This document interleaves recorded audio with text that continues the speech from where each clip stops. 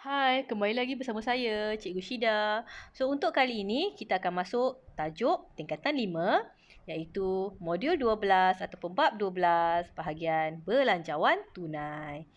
Okey, pertama kita kena tahu apa itu gunanya belanjawan tunai. Okey, bila mak ayah kita contohnya memberikan kita duit sebanyak RM100. Jadi kita nak gunakan duit itu untuk minggu ini. Jadi apa benda yang kita nak beli? Jadi biasanya pelajar kita akan sediakan buku. Di mana buku itu kita akan catat duit kita terima berapa, RM100. Mungkin kita akan gunakan duit tersebut untuk membeli alat tulis, buku dan sebagainya. Kita pun tolak. Kita catat sebagai pembayaran. Jadi itu semua adalah belanjawan. Tapi disebabkan dia kata belanjawan tunai, jadi kita hanya melibatkan duit. Okey, sebab itulah kita buat belanjawan. Okey, saya teruskan. Apakah dia kepentingan belanjawan tunai? Okey, ini adalah antara soalan yang suka ditanya pada kertas 1. Okey, yang pertama, kita kena kenal pasti bahawa kepentingan belanjawan tunai ini adalah untuk membuat perbandingan di antara penerimaan dan pembayaran tunai. Jadi kita akan nampak duit keluar berapa, duit masuk berapa. Sebab itulah kita buat belanjawan. Okay, kita kenal pasti kecairan tunai. Berbanding dengan orang yang ada nilai RM10 dengan orang yang ada nilai RM100. Jadi yang nilai RM100 itu lebih cair kerana dia dapat beli macam-macam lagi perkara.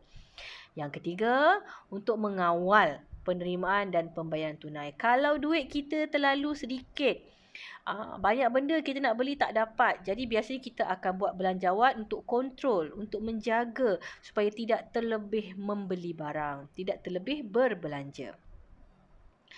Seterusnya, kita ada yang keempat, iaitu mencari sumber tambahan untuk menampung kekurangan tunai. Di sini maksudnya, bila kita buat belanjawan, kita akan nampak nilai di dalam duit kita itu, bila duit di dalam kedai itu tidak mencukupi, kita akan cuba mencari sumber tambahan. Mungkin kita buat tambahan, kita jual lagi barang dengan harga lebih tinggi dan sebagainya. Seterusnya dapat membuat perbelanjaan mengikut keutamaan. Dah duit tinggal sikit, takkanlah kita nak shopping sakan, takkan nak berbelanja sakan. Mestilah kita akan cut, kita akan jaga, kita akan kawal. Sama seperti nombor 5 ni dengan nombor yang 3.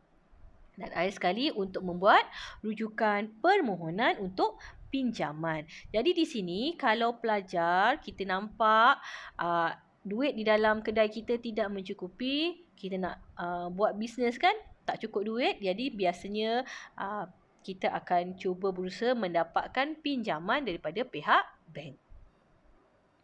Baiklah, apa itu penerimaan dan apa itu pembayaran?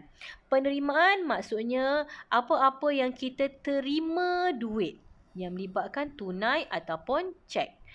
Pembayaran tunai juga apa-apa duit yang kita bayar. Okey, kalau tadi terima duit, yang ini adalah membayar duit. Tak kiralah sama ada secara tunai ataupun secara cek, selagi dia berbentuk duit, okey, sama ada tunai ataupun cek, dua-dua dianggap sesuai untuk dimasukkan di dalam belanjawan tunai.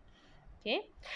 Contoh-contoh yang kita boleh lihat di sini, yang pertama adalah modal. Modal yang dimasukkan ni adalah tunai lah, yang melibatkan duit. Jualan, tunai. Penerimaan, akan belum terima. Contohnya kalau kita jual secara hutang, lepas tu bila orang tu bayar, duit dia yang bayar tu, barulah kita letak sebagai penerimaan dekat dalam belanjawan. Dan yang lain-lain ni boleh lihat. Bahagian contoh pembayaran pula, kita ada belian tunai.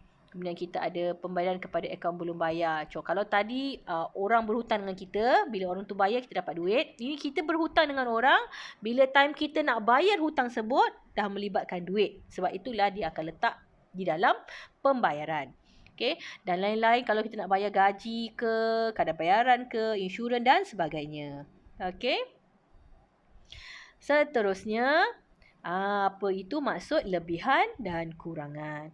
Lebihan dan kurangan ini dia lebih kepada nak lihat baki duit yang ada pada kita. Contoh, kalau kita terima duit RM100. Katalah kita ada duit RM100.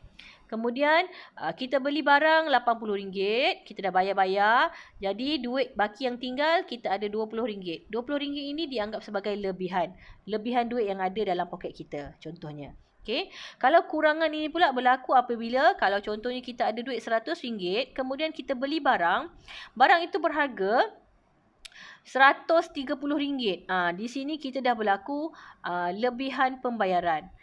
Iaitu terlebih bayar. Bila terlebih bayar, duit kita akan jadi negatif. Di sini kita akan jadi negatif RM30. So, bila negatif, dia akan jadi dalam bentuk kurungan seperti ini. So, itu maksudnya kurangan. Di mana pembayaran melebihi penerimaan. Okey, so pelajar harap jelaslah yang bahagian ini. Okey. Seterusnya, apakah alternatif untuk menampung kurangan dalam belanjawan tunai? Okey, soalan ini juga antara soalan yang akan ditanya di dalam kertas 1. Jadi 3 alternatif atau 3 cara untuk menampung kekurangan yang ada di dalam belanjawan tunai kita. Kita boleh membuat pinjaman. Yang pertama, boleh membuat pinjaman daripada institusi kewangan seperti bank. Kita boleh naikkan kita punya kadar jualan sama ada dari segi harga barang ataupun bilangan barang yang kita nak jual. Dan kita boleh mengurangkan perbelanjaan. Kita cut lah duit kita daripada membeli perkara-perkara yang tidak perlu.